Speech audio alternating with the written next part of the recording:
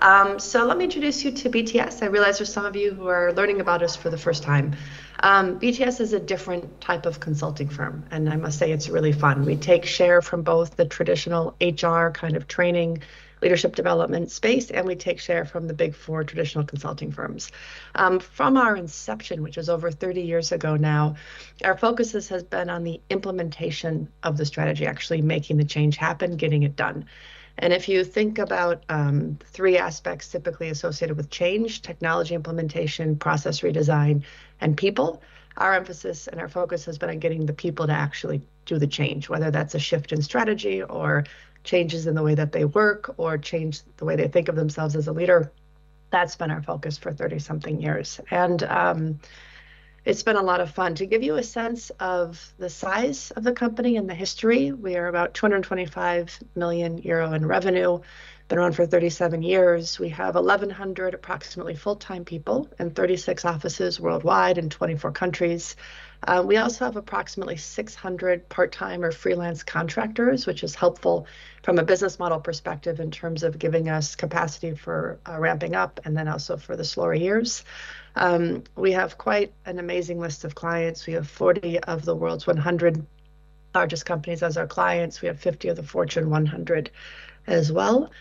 Here's a sense of our footprint. We're organized by three core operating units, three main P&Ls. We have North America, which is about 50% of the business in pink, BTS Other Markets, which is the mint green, and then BTS Europe in purple. And I think we've done a great job over the last couple of decades of establishing these offices and our presence to help obviously partner with our global clients on their global initiatives. Something else that's pretty unique about BTS is our culture, and there's many dimensions to that. But one is we've spent quite a lot over the history building relationships with each other across the country. So the global teamwork, I would say, is quite extraordinary and exceptional. We have, as I mentioned, here's just some examples of the different clients we're working with. Our average customer lifespan is approximately 7 years. We're really diversified across industries. About 2 years ago, our software and tech industry was our biggest at around 21% of the total revenue. But beyond that, we're diversified: pharma, bio, energy, infrastructure, CPG, financial services, professional services, and the like. To give you a sense of our different centers of expertise or practice areas, you can see them here. And while you're looking at these, I will just kind of make 2 points for you. There's three major customer budgets or client areas that we focus on. The first one is our clients spend in learning and leadership development. The second one is partnering with chief revenue officers and sales enablement to make sure their entire go-to-market teams are as productive and successful as possible, and the companies continue to hit their growth targets. And the third one is the bigger change initiatives, so more the strategy implementation, and that's typically paid for by the P&L owners, transformation office, CEO or COO themselves. So that's kind of the big three customer areas. Here's our different practice areas. You can see everything from strategy alignment. How do you make sure everybody in the company actually understands their strategy and their role in making that happen, making sure they have command of the P&L and the operating model. Leadership development, we have many clients now where we're top to bottom partnering with them. So making sure the people right below the C-suite are ready for the C-suite positions, all the way down to individual contributors, helping them understand what it feels like to be a manager or a leader at their company, given their culture. Assessment, we help companies and clients pick who they want to hire, both external and internal. We are not a search firm, but they use our assessments.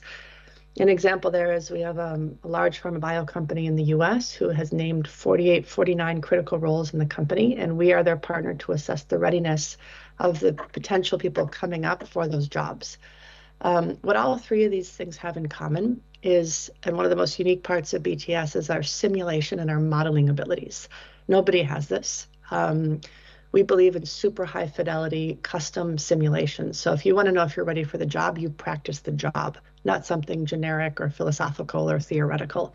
In terms of leadership development, we put leaders in the moments they face in their companies, and they get a sense of culturally and high performance, what does it look like? Same thing with strategy alignment and business acumen. You practice running the company. That's the most efficient way to understand the operating model and the business model. We have broad advisory services, ways of working change work under change and transformation. We work with executive teams and presence coaching from the C-suite down to the individual contributor. We have an innovation and digital transformation practice, which is growing a lot right now, given our clients trying to figure out what to do with AI in general, sales and marketing, and then diversity, equity, and inclusion. And I've been with the firm for 24 years now. And when I started, we only had the upper left-hand quadrant. So I think this speaks to the innovative and expansive nature of the BTS culture. Freedom, we call it freedom and responsibility, is one of our biggest values here. And that means there's a very robust entrepreneurial spirit. The teams are free to design and to sell and to deliver what they feel is right for the client. And with that comes an extraordinary amount of organic innovation. At the same time, that's bolstered by our acquisitions over time. We buy companies that fill in capability gaps, help us expand geographically, and that has also helped us to building out this portfolio. What all of this does is help us partner with bigger client problems, especially bigger client problems over time and at scale. It gets our average deal size to go up and our average account size to increase because we can pull from all these different services. It's also a really cool time at BTS, given our size. We now can start to really think about how do we best leverage our scale, right? 24 countries, 36 different offices, 220 million in revenue, approximately. So we're on the bigger side compared to the mom and pop hyper-fragmented market that exists on the training, the HR, the leadership, and the learning space, and we're still tiny, right, compared to the big consulting firms that we also take share from. So we estimate that we probably only have 1% to 2% of total market share. So the runway in front of us is quite rosy. But it's also up to us to figure out how do we leverage our scale now for the next level of efficiency.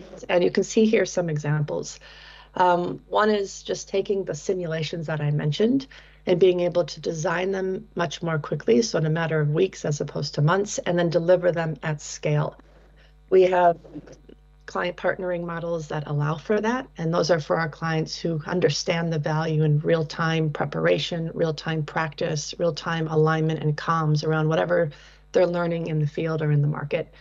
We're delivering a 3-hour simulation, for example, in February to 35,000 people across the entire world in 4 hours. So, and the more we do real-time at scale, the higher our license and subscription partnering model comes along with it. We've spent a lot of time this year on upgrading our approach to our global knowledge management and making sure that we have the right expertise from those different practice areas on the right deals around the world. I've already mentioned the part-time freelance partner network, which gives us flexibility to scale up and to ramp down depending on demand. They also do some unique services for we've spent the last, we've been investing in our digital platforms for well over 15, 17 years now. But in the last 4 years in particular, we kind of up-leveled all of our tools and content to make sure they were all digitized and clients can consume them in whichever way they wanted, which also helps us with scale and real-time partnering. And then the focus on a little bit more One BTS. We have a super awesome entrepreneurial culture, and I do not want to stifle that at all. But what we're starting to hear from some of our country leaders are things like, hey, let's be a little more coordinated. For example, if we pick the top 4 client problems we want to talk about from a marketing and a roundtable perspective, we could all do that globally, and that would save them and their local team a lot of time.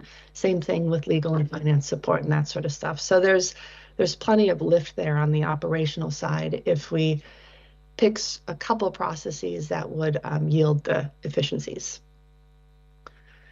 And I just recently gave the Q3 report, so I'll share just 2 slides, high-level summary from our current financials. As a summary of the third quarter for 2023, it actually felt quite similar for us to the first 2 quarters in terms of we're continuing to experience a level of customer cautiousness, and that's being translated by it takes longer days to close deals. You need a bigger pipeline to hit the numbers. We're about 6 quarters in now to focusing on really going after the industries and the companies that would continue to spend in this market and in this environment, and to try and diversify away from our 20% approximate industry revenue in software and tech. And then we did a really good job of that. I mean, we're not happy with these results at all, but we were able to stay basically flat in the first 3 quarters. In the third quarter, it was negative 1% because of that diversification. We're flat in North America. Europe dropped 4%. They're in their second 2.5 quarters into the cautiousness in Europe, and they had one large project in professional services that was delayed. And our other markets was able to grow 3%, primarily to strong demand in the Middle East and Southeast Asia in particular. We're not happy with our EBITDA margin. It's going in the wrong direction in the third quarter. We kept 8.4% despite being flat. Now, the interesting thing here, the most interesting thing, I think, is despite us having a flat top-line year, we've been working very swiftly, really since the fourth quarter of 2022 and going into early 2023 on cost and efficiency measures. And I'm very proud of that. There's going according to plan. We expect to get full realization of that in the fourth quarter.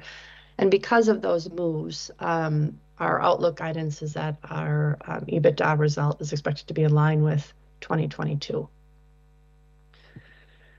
Our biggest market, in particular, the industries that are performing well for us are energy, biotech, pharma, financial services, and consumer packaged goods. We also made an acquisition that started to hit our books in May called the BTS Group. And BTS's expertise is CEO and C-suite -1 executive coaching. They have great client relationships right now with CEOs across many of the U.S. companies, private equity firms, venture capital firms, financial services. And I could not be more pleased with the integration both ways in terms of the BOTA team bringing BTS portfolio into their clients and the BTSers bringing the BOTA team into executive coaching.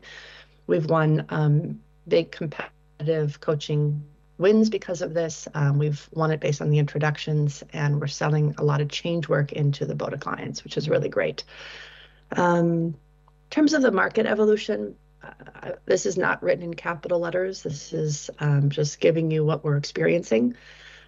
One of our services is to help our clients pick the right people and to hire them. And in particular, hiring from external, I would say, is picking up in our financial services clients in particular. So it's nice to see that. And then in some of our tech and software clients, we are seeing more movement, so a bit less conservatism, more movement in our sales pipeline with them amongst some of our tech and software clients. And we started to experience that, I'd say, in the last month of the third quarter. And it's just this is something we're super proud of, right? And I've experienced this for my 24 years with the company. This comes from our founder's legacy. But we have a long story of long-term profitable growth year after year. You can see here our average revenue growth since we went public in 2001 is 13% per year. Our average EBITDA growth is 16% per year. And our outlook is expected to be in line with 2022, despite the flat top line.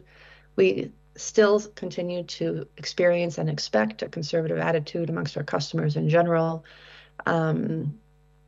We anticipate improvement in the revenue growth in both our North America and our other markets compared to the third quarter in the fourth quarter. And it's the efficiency measures and them coming into full effect, which is the main driver behind us keeping our outlook in line with 2022. And finally, you can get a snapshot of the 10 largest shareholders in BTS currently. And you'll notice that the top 2 are both the current founder and our chairman, as well as Stefano Petterssons, which was an early BTS employee who's no longer with the company.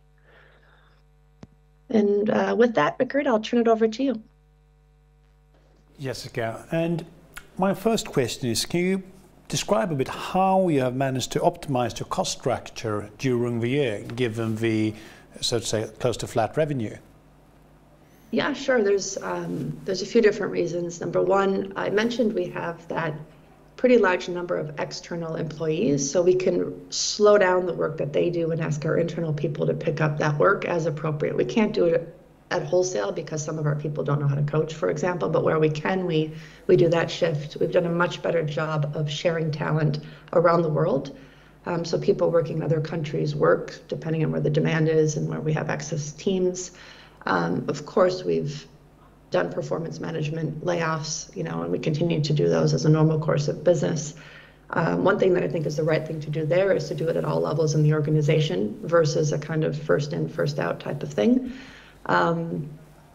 We've continued to be very rigorous on our scoping and our pricing. We ask that our heads of countries do all the reviews and approvals of those, which helps to keep us both competitive and making sure that the projects that we're selling are scoped appropriately. We've done some broader workforce planning initiatives, which help us really think through our broad portfolio and the types of talent we need for which pieces, just to make it as efficient and disciplined as possible.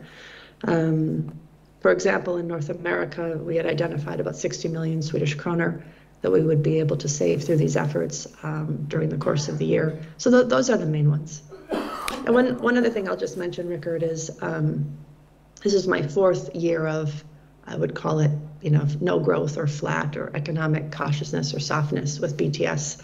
And we really pride ourselves in not wasting the year, making sure that we can feel and our people can feel that we're becoming more disciplined, more innovative, just simply a better firm, and that we're setting ourselves up for the growth that will come, right? And so we don't make, I would say, short-term decisions that we'll regret just in the coming quarters, but we really look at what's required for the long-term scale and success.